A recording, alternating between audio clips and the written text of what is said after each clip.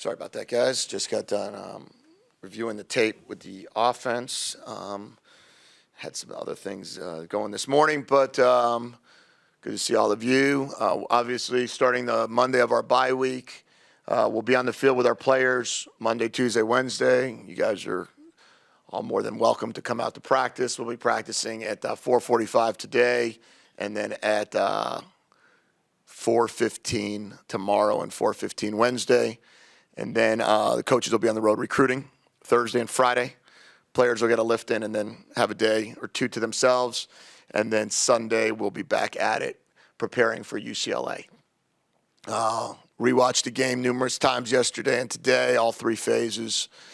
And there was enough things to like in how we played in certain areas, but we lost by 22 points. And we have to find a way to not give the ball away in critical situations and find ways that when we are in situations that we can score to score. I think we can all point to the games that we have played this season where we've had opportunities to score and haven't. And that, again, showed up on Saturday evening. And then defensively, we have to eliminate the explosive plays, especially early in the game. They're never good. Explosive plays are never good. They happen. It's the way game works. But we need to be able to be a little sharper early. Obviously, they hit us on a pass versus two-deep zone where our team has defended that pass numerous times during training camp against us. And Oregon executed it extremely well, had a guy open, and then we didn't make a tackle to finish that. And then they hit a couple of runs in the C gap one time and the A gap one time, which were pretty explosive runs. Special teams-wise, we had another missed field goal. We wanted to continue to work on that. At that point in time in the game, there was only a few minutes left. We were down by 3 scores. We were not going to come back to win the game, but what we did want to do is find another way to improve the battery, which would be our field goal block team, which would be our kicker, snapper, hold, and we did not execute that. And then we had a return down 8 points, which was a 65-yard return, which would have put us at 1st and 10 on the plus 35-yard line, down 1 score with 11 and a half minutes left in the game. And that got called back because we did not execute the detail of we talked about having our right foot be on the 10-yard line, and our right foot was on the 9-yard line. We talked about being 2 yards behind the thrower, and we were a yard in front of the thrower. And when that happens, the 65-yard gain gets called back. So all in all, disappointed in the outcome, proud of a lot of the aspects of the game that we were able to control. Our number one goal is to control a football game. When you have 38 minutes time of possession, you're in a good control of the game. We had 96 gradable snaps in the game, which again puts you in a good position. However, when you turn the ball over 5 times, you are not in control. And that's what occurred in this past game. Yeah, what were some things that Jordan McLeod did well doing, and then maybe what did you see on the 5 interceptions? Yeah, well, each interception is kind of a different entity, but I would say in terms of what he did well, to answer your question first, Justin, was that he had a good control and demeanor throughout the game. He was able to get to not just his primary read, but he was able to progress. There was a couple times where a tight end was taken away, he got to Berryhill on a curl route. There was a times where he found the flat, he found the halfbacks. He was able to check the ball down. He was able to get out of trouble with his feet, which is another big part of it. He was able to make plays with his feet. I believe it was like 54 yards rushing. I don't know exactly the final number, but I felt like he got us a 3rd down when we ran a quarterback design run up the left sideline. He scrambled forward a couple times and got us a 1st down. And he made some really good throws in the game. He delivered the ball, and Alex Lyons, he probably would have liked to throw it in front of him one time instead of made him turn, but we still got a 20-something yard gain off of that. He obviously had some good throws throughout the game to the running backs. And really, to Bryce on the keeper was an excellent touchdown pass. So he did a lot of good things. But as I reminded him when I saw him this morning, like you can't shy away from the fact that we threw 5 turnovers. We had 5 interceptions. And those interceptions came in all different areas. The first interception, you don't lob a screen pass. You have to see the runner. That's the one thing you have to see. We had 4 guys out in front with one guy on defense left, and that was the guy that intercepted the ball. And our offensive line was out there. Their job was to get their hands on the defensive player. The ball was lobbed up there to a point where they couldn't even see it. That's a terrible turnover to start a game. We had a turnover where formationally we were not in the right spots. And then once you see that, you have to not make a bad play worse. And that was the second turnover. It was 2nd and 11 on the 11-yard line. He tried to scramble around, and I think he threw it up to Stanley, but needs to throw that out of bounds or throw it to the flat, which was uncovered when he was scrambled. A couple of the other interceptions, the ones in the fourth quarter, one that went for a pick 6. You can't do that. You can't leave it in the hole. You have to just throw it to Booby, who's the guy who the ball should have gone to. The final one, check the ball down. You know, there's no reason with 52 seconds left to force a throw. And then the interception that ended up resulting in a safety that we got was he had Stacy, just got to see it early. Right. How's Don Brown doing? He's fine. Sore. He's sore. And he got hit pretty hard. That's a tough one, you know. I mean, that's kind of the things you fear. Your back's towards the play, and you really have no idea, you know, that it's coming. And, you know, it was a late hit. It was a 15-yard late hit. And, I mean, luckily, he went into Trey. So Trey was actually kind of protected him, and his back's a little sore, but he's doing fine. Thank you for asking. You can use this like as a teachable moment of how you have to keep your head on a swivel. I used it as a teachable moment, and I told our operations guys to make sure you stand in front of Don Brown during the game. Jason, yeah. I assume, just based on the fact that he's starting in the future, that when you reviewed the film, you found that McLeod's picks were easily fixable, or it's 5 interceptions, but you're still confident with him moving forward. But I guess what's the biggest reason for that? Yeah, I think the biggest thing, Jason, is that I do believe that with repetition will come decision making, and that he doesn't need to play hero ball, and he doesn't need to be Superman out there.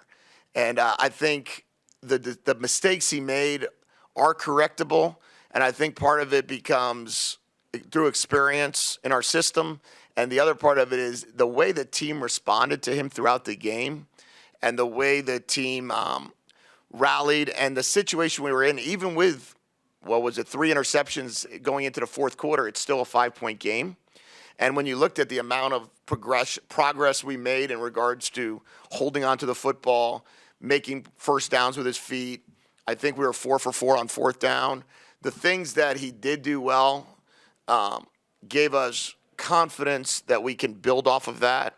And I will take on the responsibility of really doing a better job of encouraging him to respect the football and to be to really understand that the most important thing you can do is not turn it over. And that's why I was so confident at the end of the game to name him the starter moving forward, is that so much of the game he did control, we can do a better job helping him.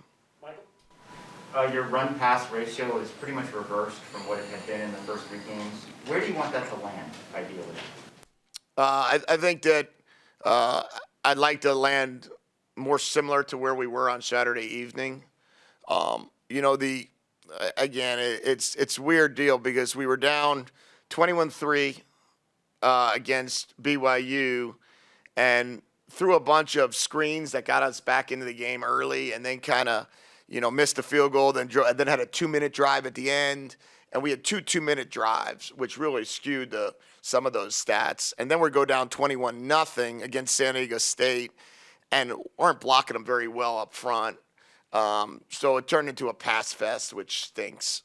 And then the NAU game, that was just a weird football game. We had a lot of negative runs early in the game, so we thought passing was better. Then we started running the ball better. But if we could build our team from the inside out and really use the size and physicality of our offensive line and then let our quarterback, I think we ended up having 35 passes and 53 runs if you were to take penalties and plays that are not gradable out. That would be a pretty nice formula. And it allowed us to stay in the football game for 12 minutes up until, I should say, up until there was 12 minutes left in the fourth. It's 5 points, then it's 8 points, and then even then we're able to really run the football throughout the game. Jedd, What was the difference in the running game this week? Confidence was one. I felt like our offensive line believed they could run. They believed they could run the football. We were able to come off the ball and have some early movement, which gives you some more confidence. I thought our runners ran extremely hard. Both, I want to say, Michael and Drake had the majority of all the carries. There was a couple plays that Rocker caught a flat route and Jalen John had a couple. But those two guys really ran with a sense of purpose and didn't want to get tackled by the first hitter. And they started seeing the holes a little bit better. I mentioned on Saturday evening, the more experience you have running a zone running scheme, the better you do when it comes to being able to read and react. And then if you even look back at the NAU game, which, we started in that second half, we started hitting some pretty explosive runs. I think we just need to build off of it and start seeing more normal fronts and run the ball better. time for a few more. We'll start with Rich. On the flip side, can we go to the defensive line, your evaluation, especially on the safety, Bo Diallo leading that one, and then Jalen Harris's play seemed like he had a real good game watching it the second time on TV. Yeah, I think certainly I believe, two safeties is a rarity in one season. And the fact that we were able to get that done, is a credit to the push from up front. Guys like Mo, Trey, having Mo not play the first half hurt us a little bit.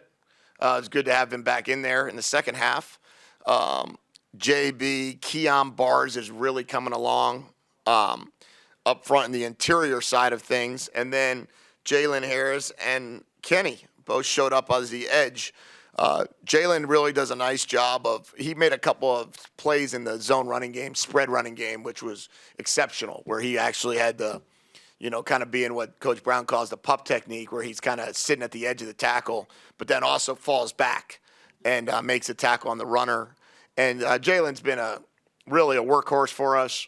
He's done a great job defensively, and that's been a credit to him and why he wears the number 1 and why he has been named a captain. Troy. Damian. Jedd, when it comes to Jordan, what kind of coaching style does he respond to best? Well, one of the biggest issues with Jordan has been timing, that we haven't had a lot of time with him, and trying to learn him and learn what is best for Jordan. I think that Jordan's a guy that likes honesty. I think he's somebody that wants to hear the truth and wants to be held accountable. And he has a very calming demeanor about him. Like he'll kind of give me the, I know what you're saying, I got you type mentality. And he does it in a manner of like, I need to be able to work through it myself a little bit too. He does have experience, and, I think he wants to be corrected. He wants to be coached really hard, but with him, the demeanor is more of, hey, man, this is what can happen. This is what can happen, and let's do a little bit more of that. Please, for Michael. Besides rest for the injured guys, what is the biggest benefit of this bye week for the team? It gives us an opportunity to flush away, the 4 games and be able to use this as an 8-game restart. All Pac-12 games ahead of us. We've got all the Pac-12 South games are still ahead of us. And it gives us an opportunity to look at what we do well and what we don't. And we'll have a major, let's call it fundamentals practice tonight, where we're not really worrying as much on scheme as we are about technique. and I think all of our players can benefit from that. And then the next couple of days will be, the rough and rowdy, and we'll be able to have some training camp-like practices where we can find a way to be physical and work on tackling and blocking and all those things.